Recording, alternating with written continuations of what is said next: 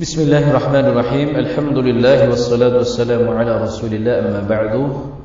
Hadirin yang dirahmati Allah, ma'asyiral mu'minin rahimani wa rahimakumullah.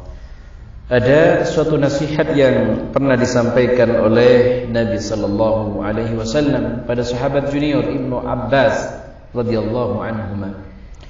Berikut potongan dari nasihat dan hadis tersebut. Qala Rasulullah sallallahu alaihi wasallam, ihfazillah yahfazka. Jagalah Allah, niscaya Allah akan menjagamu.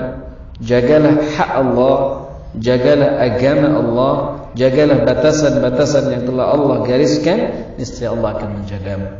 Rawahu Tirmidzi. Hadis ini diriwayatkan oleh Imam Tirmidzi. Ahmad bahwa Imam Hafidz Abu Tahir menyatakan sanad hadis ini hasan.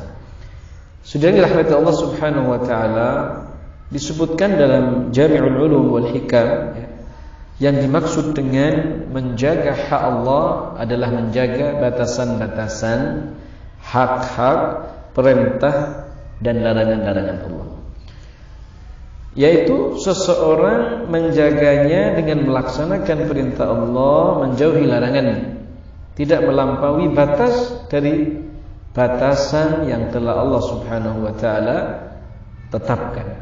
Inilah kemudian yang disebutkan dalam firman Allah, A'udzu billahi minasyaitonir rajim. Hadza ma tu'aduna likulli awwabin hafiz. Man khashiyar rahman bil ghaibi wa jaa'a biqalbin munib. Inilah yang dijanjikan kepadamu, yaitu kepada setiap hamba yang selalu kembali kepada Allah, lagi hafiz, memelihara semua peraturan-peraturan Allah Subhanahu wa taala. Man khasyiyar rahman, yaitu orang yang takut kepada Allah, Ar-Rahman, yang Maha Pemurah, sedang dia tidak kelihatan olehnya, dan dia datang dengan hati yang bertaubat kembali kepada Allah. Surat Qaf ayat 32 sampai 33. Nah, saudara dirahmati Allah, adapun bentuk menjaga hak Allah, yang pertama menjalankan salat. Bahkan ini adalah bentuk perkara yang paling penting untuk dijaga. Kemudian yang kedua, saudara dirahmati Allah, menjaga bersuci. Menjaga bad atau dalam hal bersuci, karena bersuci adalah pembuka salat. At-tahur syatrul iman. Bersuci adalah bagian penting daripada keimanan. Bahkan dikatakan oleh beberapa ulama, menjaga kesucian ini adalah merupakan miftah lis-shalah, pembuka daripada salat. Ini yang kedua. Kemudian yang ketiga, menjaga kepala dan perut. Apa maksudnya? Bentuk menjaga kepala adalah menjaga pendengaran, penglihatan, cara berfikir, kemudian menjaga lisan, dari berbagai macam bentuk keharaman. Sedangkan bentuk menjaga batan atau perut, menjaga apa yang ada di dalamnya, yaitu menjaga hati dari perkara haram, menjaga perut dari dimasuki makanan dan minuman yang haram. Kemudian yang keempat, sudah dirahmati Allah Subhanahu wa taala, menjaga lisan dan kemaluan. Menjaga lisan dan kemaluan. Saking pentingnya ini, kemudian Rasulullah SAW menyampaikan, man yadman li ma baina lihyaihi wa ma baina fakhidhihi adman lahul jannah. Barang siapa yang bisa menjamin dirinya, menjaga antara apa yang ada di antara jenggotnya, yaitu mulut, wa ma baina fakhidhihi, dan apa yang ada di antara dua pahanya, kemaluan, adman lahul jannah, maka aku yang akan memberikan jaminan garansi kepada orang tadi untuk mendapatkan kemuliaan syurganya Allah. Kemudian yang kelima, tafaqquh fid din, belajar ilmu agama, sehingga bisa menjalankan ibadah dan muamalah sama dengan baik. menyampaikan Islam dengan baik, menyebarkan Islam dengan penuh kebaikan, hikmah, ma'ruf, dengan cara yang baik, dengan ilmu, sehingga orang lain pun mendapatkan kebaikan-kebaikan yang kita ajarkan kepada mereka. Sudah dirahmati Allah Subhanahu wa taala. Kemudian terkait dengan balasannya, bahwa barang siapa yang menjaga diri dengan melakukan perintah dan menjauhi larangan Allah, maka dia akan mendapatkan penjagaan dari Allah Subhanahu wa taala. Sebagaimana dalam nasihat pada Ibnu Abbas yang sedang kita kaji ini adalah ihfazillah yahfazka. Jagalah Allah, maka balasan jaminannya adalah Allah akan menjagamu. Inilah yang dimaksud dengan al-jaza min jinsil amal. Balasan sesuai dengan amal perbuatan yang kita lakukan. Sudah dirahmati Allah Subhanahu wa taala. Kemudian apa saja balasan bagi orang yang menjaga hak Allah? Yang pertama, ya, Allah akan menjaga untuk urusan dunia kita. Ya, Allah akan menjaga urusan dunia kita. Ini kita minta sampai kita tua. Ya. Satu contoh, Allah akan menjaga badan kita. Allah menjaga badan kita. Kita diberi penjagaan oleh Allah pada badan, pada anak, pada keluarga dan harta kita. Mari kita perhatikan dalam firman Allah surat Ar-Ra'd ayat 11, A'udzu billahi minasyaitonir rajim. Lahu mu'aqibatun min bayni yadayhi wa min khalfihi yahfazunahu min amrillah. Bagi manusia ada malaikat-malaikat yang selalu mengikutinya bergiliran. Ya, di muka, di belakangnya, ya. Mereka menjaga atas perintah Allah. Para malaikat menjaga kita atas perintah Allah Subhanahu wa taala. Kemudian Imam Ibnu Katsir rahimahullah dalam kitab tafsirnya menjelaskan bahwa manusia memiliki malaikat yang selalu mengikuti dan menyertai, mengawal, menjaganya malam dan siang. Ia menjaganya dari kejelekan dan kecelakaan, insyaallah.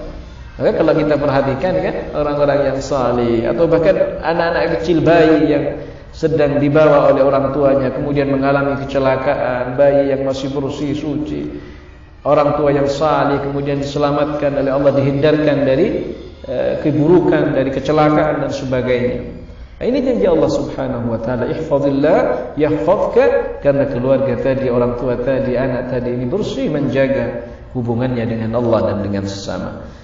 Lalu kemudian Imam Ibnu Abbas radhiyallahu anhu mengatakan terkait dengan lahu mu'aqibatun min baini yadayhi wa min khalfihi yahfazunahu min amrillah.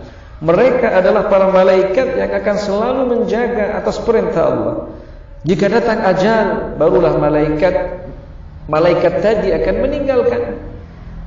Jadi hal yang sama dijelaskan pula oleh Sayyidina Ali bin Abi Thalib radhiyallahu anhu. Sudah dirahmati Allah Subhanahu wa taala. Imam Mujahid rahimahullah juga berkomentar terkait hal ini, bahwa setiap hamba beriman akan dijaga oleh malaikat, kata beliau, yang menjaganya ketika tidur, ya, dan ketika bangunnya, dijaga dari gangguan jin dan manusia dan dari binatang atau hewan yang berbisa. Tidaklah ada gangguan yang datang melainkan ia mengatakan ada sesuatu di belakang, wahai hamba Allah, ada sesuatu. Ada sesuatu di belakangmu, dikasih tahu.